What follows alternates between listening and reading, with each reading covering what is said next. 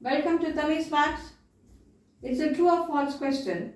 Doing such questions will add to your speed in working, will add to your knowledge, will add to your sharp mind of identifying things when you work a question. Well, let's see how we work it. There exists a value theta between 0 and 2 pi that satisfies the equation sine power 4 theta minus 2 sine square theta minus 1 is equal to 0. The first method is very important. Actually, it is in theory of equation. We do it in quadratic, and I have given some videos in quadratic with that. And what is that? Suppose a quadratic is given to you and they ask you, does this quadratic have a root between 0 and 1? If f0 and f1 are of opposite sign, then the quadratic will cross the axis and there will be at least one root there. If f0 and f1 are same sign, then the graph won't cross the axis, then there is no root at all. So whenever there is a change in sign, only then there is a root between the two values. There is no change in sign, then there is no root between the two values. For example, see, here it is crossing. So between these two values, there will be a root. There will be a root. At least one root we say. Why we say at least one root?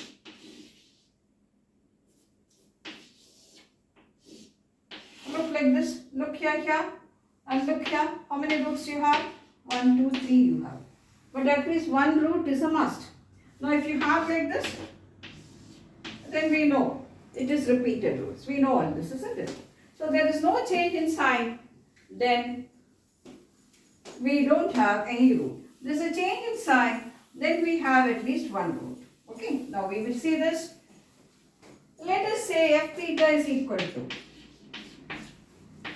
sine power 4 theta minus 2 sine square theta minus 1. What is f0? 0, 0 minus 1. What is f2 pi? Sine of 2 pi is also 0, 0, 0, that's also minus 1. Both are negative. So there will not be a root between 0 and 2 pi because there is no change in sign. This is one way to do the question. Then what's the next way to do the question?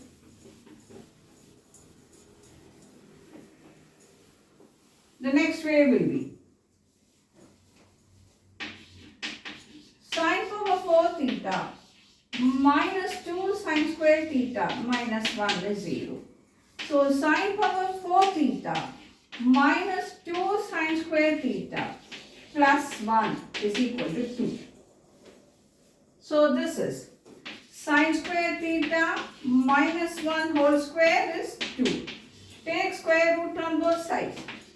Sine square theta minus 1 is root 2. So sine square theta is root 2 plus 1. More than 1. Sine can't be more than 1. So this is not valid. Or sine square theta minus 1 is minus root 2. So sine square theta is equal to minus root 2 plus 1. This is negative. This is negative. Sine square can't be negative. So this is also not possible. So there is no root between 0 and 2 pi. So the given statement is not correct. The given statement is false. So one is by change of sign.